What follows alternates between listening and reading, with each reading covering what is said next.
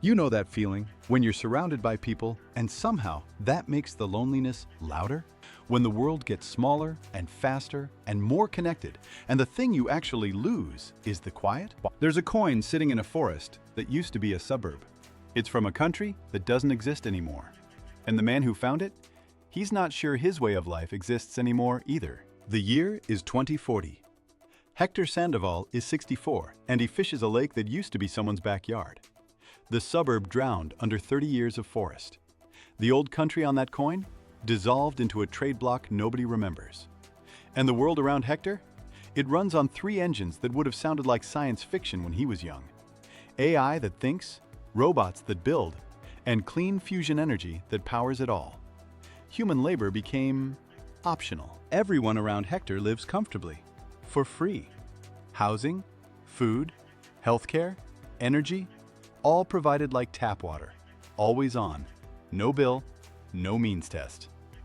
When producing things costs nearly nothing, charging for basics became as absurd as charging for GPS.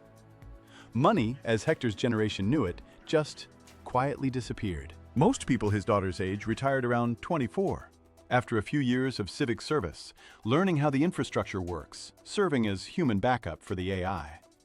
After that, your basics are covered for life. 90% of life is handled, the foundation they call it. The other 10%? That's where people push themselves because they want to, not because they have to. Hector's daughter chose marine biology. His neighbor chose music. Hector chose the lake. Yesterday, drones built a bridge across the gorge. One day, start to finish. Beautiful thing, curved like a drawn breath. The whole village came out to watch. And Hector stood there holding that old coin in his pocket, feeling something he couldn't name. Because the bridge didn't just connect 2 sides of a river. It connected his side of the lake, his quiet, his solitude, his chosen exile, to everyone else. See, Hector didn't come to this lake because he had to. He came because, for the first time in his life, he could. 40 years he'd worked, gutting fish at a processing plant, driving trucks, fixing engines. Survival kept him in motion.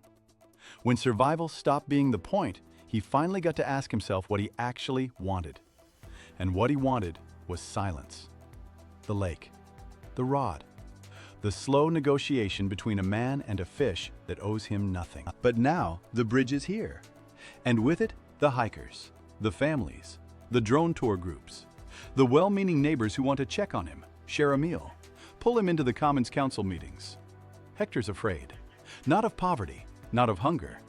He's afraid that in a world this connected, solitude becomes the last scarcity.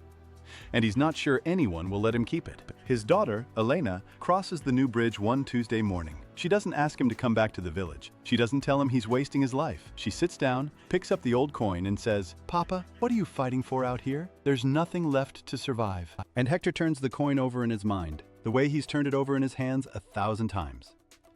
A relic from a country that collapsed because it couldn't distribute what it had. And he realizes he's not fighting for survival. He hasn't been for years. He's fighting for the right to choose his own silence. And in a world that guarantees everything except meaning, that choice might be the most valuable thing left. He doesn't cross the bridge, but he doesn't burn it either. Elena comes back the next Tuesday, and the one after that. She brings a fishing rod. She doesn't talk much. Turns out, the opposite of solitude isn't connection. It's invasion. And what Hector needed wasn't to be left alone forever. He needed to know that the quiet was his to give, not something the world would take. When survival is guaranteed, the question isn't what's left to fight for. The question is what's worth choosing. Hector chose the lake, not because the world forced him there, but because, for the first time in human history, nobody forced him anywhere at all. Maybe that's worth building. That's the world Unscarcity imagines. Not a world where everyone's the same, but one where everyone gets to choose. If you want to explore what changes when scarcity disappears, and what doesn't, the book is waiting at unscarcity.ai or on Amazon. Hector would tell you to take your time with it. He's not going anywhere.